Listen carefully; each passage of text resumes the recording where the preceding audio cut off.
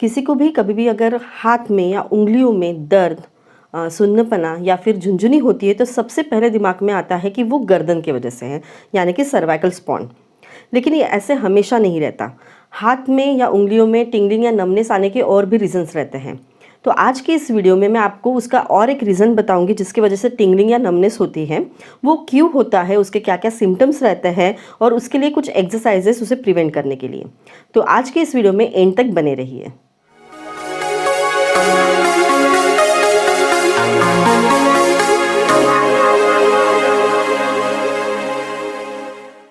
Hello everyone, I am doctor Rucha and welcome to my channel physio Rucha.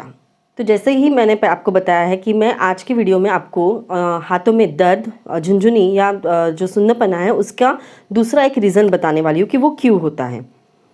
Arm pen के ऊपर या tingling numbness के ऊपर ऑलरेडी मैंने एक वीडियो अपलोड किया हुआ है जिसकी लिंक मैंने नीचे डिस्क्रिप्शन बॉक्स में दी हुई है। आप वहाँ पे जाके वो वीडियो चेक कर सकते हैं। तो अभी हम देखते हैं ये झुनझुनी एंड सुन्नपना का दूसरा रीज़न, एंड वो है थोरैसिक आउटलेट सिंड्रोम। तो उससे पहले मैं आपको बताती हूँ कि ये थोरैसिक आउटलेट क्या रहता है।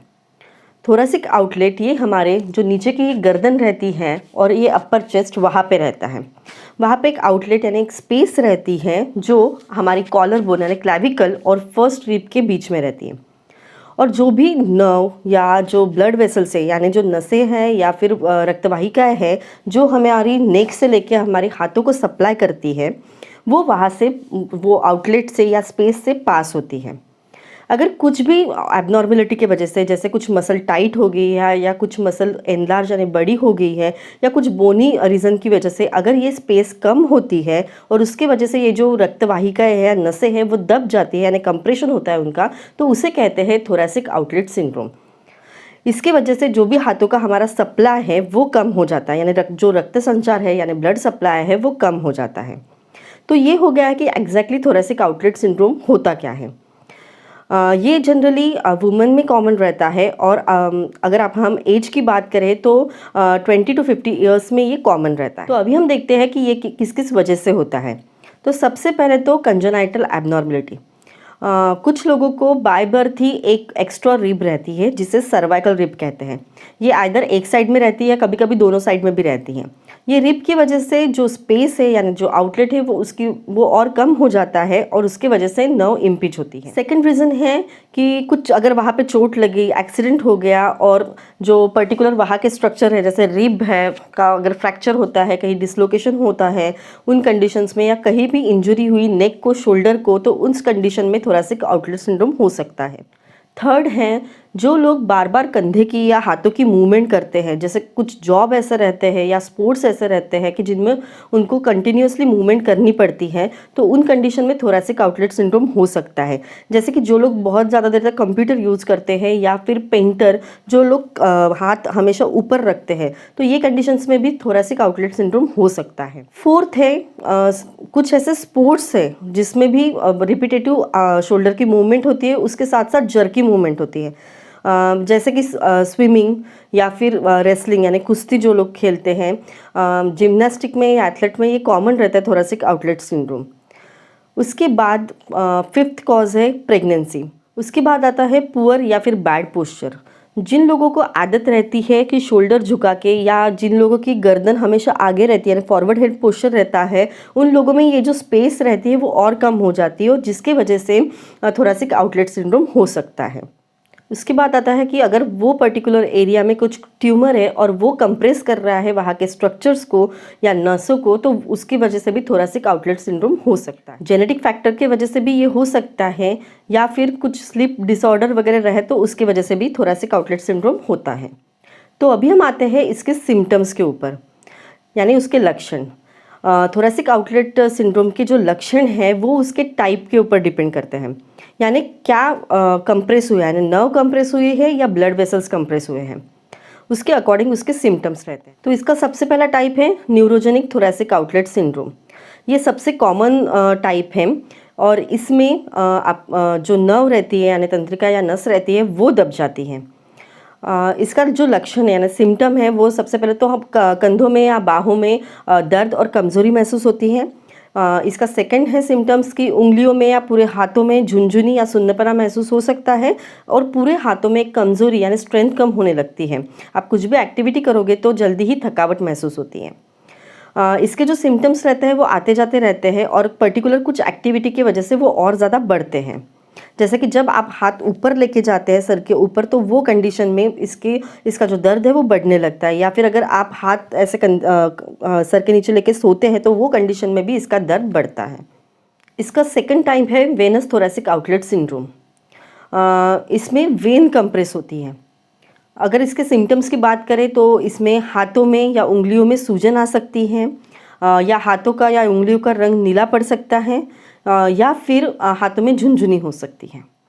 इसका थर्ड टाइप है आर्ट्रियल थोरैसिक आउटलेट सिंड्रोम। इसमें आर्टरी यानी धमनी दब जाती है यानी कंप्रेस हो जाती है। इसके लक्षण देखें तो इसमें हाथों का जो हाथ एकदम ठंडा पड़ जाता है और पीला हो सकता है, और हाथों में या कंधों में बहुत सीवियर पेन रहता है, और वो और ज़्यादा बढ़ता है स्पेशली जब आप हाथ सिर के ऊपर लेके जाते हैं तब। तो ये हो गए हैं इसके कुछ टाइप एंड उसके लक्षण। तो अभी हम आते हैं ट्रीटमेंट के ऊपर। इसके दो टाइप की treatment, conservative treatment and surgery की ट्रीटमेंट। जनरली कंजर्वेटिवली ट्राई करते हैं उसको ठीक करने के लिए, एंड कभी कभी अगर उससे कंजर्वेटिव ट्रीटमेंट से ठीक नहीं होता तो सर्जरी रिक्वायर्ड रहती है। कंजर्वेटिव ट्रीटमेंट की बात करें तो उसमें फिजियोथेरेपी बहुत इंपॉर्टेंट रोल प्ले करती है।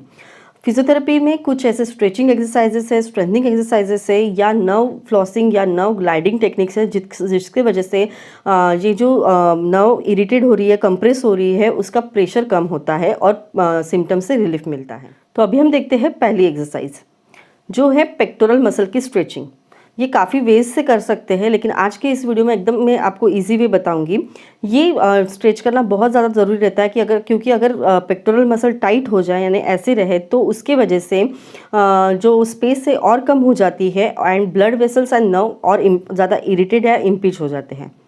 तो उसे स्ट्रेच करने के लिए आपको हाथ को ऐसे लेना है लेकिन पीछे की तरफ, यानी आपको हाथ को क्लैप्स करना है लेकिन पीछे की तरफ, और उसके बाद आपको हाथों को डाउनवर्ड डायरेक्शन में यानी नीचे की डायरेक्शन में उसको खींचना है, जिसके वजह से जो आपकी कंधे है या अपर चेस्ट है वो पीछे की तरफ स्ट्रेच होगी। ये पोजीशन आपको 30 सेकंड तक होल्ड करके रखनी है और इसको आप 3 to 5 रिपीटेशंस तक कर सकते हैं। तो ये हो गई है फर्स्ट एक्सरसाइज। अभी हम देखते हैं सेकंड एक्सरसाइज जो है नर्व ग्लाइडिंग टेक्निक्स, जिसे नर्व फ्लॉसिंग बोलते हैं। इसके वजह से जो इरिटेटेड नर्व होती है वो रिलीज होती है या स्ट्रेच होती है और पेन रिलीफ होता है। ये आज जो मैं अभी बताने वाली हूँ वो है मॉडिफाइड नर्व ग्लाइडिंग टेक्निक। तो इसके लिए आपको आपके हाथ को एल्बो में से बेंड करके जो आपका पाम है आपके सिर की तरफ फेस करना है, और उसके बाद आपको आपका हाथ स्ट्रेट करना है और जो गर्दन है वो नीचे झुकानी है यानी बेंड करनी है ऐसे।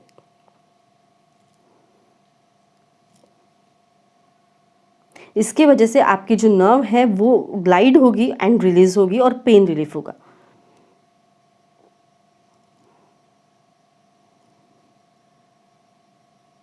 ये आपको साइमल्टेनियसली करना है। जब आप हाथ स्ट्रेट करोगे तभी आपको नेक को बेंड करना है। जो नर्व ग्लाइडिंग टेक्निक्स है वो बहुत ज़्यादा आपको नहीं करना है, वो आपको केयरफुली करना है। ये इनिशियली 10 रिपीटेशंस तक ही करना है और दिन में एक बार ही करना है।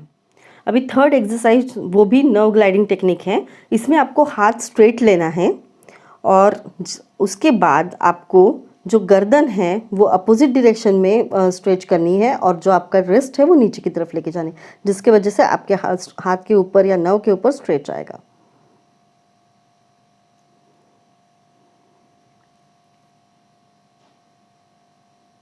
ये भी आपको 10 रिपीटेशंस तक करनी है एंड दिन में सिर्फ एक बार करनी है। अभी हम देखते हैं फोर्थ एक्सरसाइज जो है स्कैपुलर स्क्वीजिंग या फिर रिट्रैक्शन। ये एक्सरसाइज में आपको दोनों जो एल्बो है वो आर्म साइड में रखने हैं, उसको मोड़ना है और उसके बाद आपको हाथ पीछे लेके जाने हैं। आप जितना ज़्यादा पीछे लेके जा सकते हैं आपको पीछे लेके जाना है। इसकी वजह से आपकी जो अपर बैक का जो मिड पोर्शन है वहाँ पे स्ट्रेच आएगा। ये पोजीशन आपको 3 to 5 सेकंड तक होल्ड करके रखनी है और ये आप 10 to 15 टाइम्स कर सकते हैं। उसके बाद की एक्सरसाइज है स्केलेटनी मसल की स्ट्रेचिंग। ये जो मसल रहती है स्केलेटल मसल, ये फर्स्ट रिब को अटैच रहती है और अगर इसकी टाइटनेस हो जाए तो ये फर्स्ट रिब को ऊपर की तरफ खींचती है, जिसके वजह से जो नर्व कंप्रेस होती है और थोरैसिक आउटलेट सिंड्रोम के जो सिम्टम्स है और ज़्यादा एग्रीवेट होते हैं। तो इसकी स्ट्रेचिंग बहुत ज़्यादा इंपॉर्टेंट रहती है। ये करने के लिए आपको एक टेबल या चेयर पे के ऊपर बैठना पड़ेगा और उसके बाद आपको उसके जो एज है उसको आपको हाथों से पकड़ना है, जिसके वजह से जो आपका कंधा है वो नीचे की तरफ जाएगा और उसके बाद आपको जो गर्दन है वो अपोजिट डायरेक्शन में बेंड करनी है। ये स्ट्रेच आपको 10 to 20 सेकंड तक होल्ड करके रखना है और उसके आप 5 to 6 रिपीटेशंस कर सकते हैं। अगर आपको यहाँ पे स्ट्रेच फील नहीं हो रहा है या फिर आपको और ज़्यादा स्ट्रेच चाहिए तो आप हाथों से उसको नीचे की तरफ गर्दन को झुका सकते हैं। ये एक्सरसाइज करते वक्त आपको ये ध्यान में रखना है कि आपका जो कंधा है वो नीचे चाहिए, वो ऊपर की तरफ या स्ट्रेट नहीं चाहिए। वो जितना आप नीचे रखोगे टाइट रखोगे और उसके बाद आपको ये स्ट्रेच करना है, जिसकी वजह से आपको यहाँ पे स्ट्रेन आएगा। तो ये हो गई है स्केलेटल मसल की स्ट्रेचिंग एक्सरसाइज। तो ये हो गया है थोरैसिक आउटलेट सिंड्रोम के बारे में। अगर आज का ये वीडियो आपको पसंद आया है तो please like and share this video. अगर आप मेरे चैनल पर नए हैं तो please subscribe my channel and hit the bell icon to get the notification. Thank you for watching.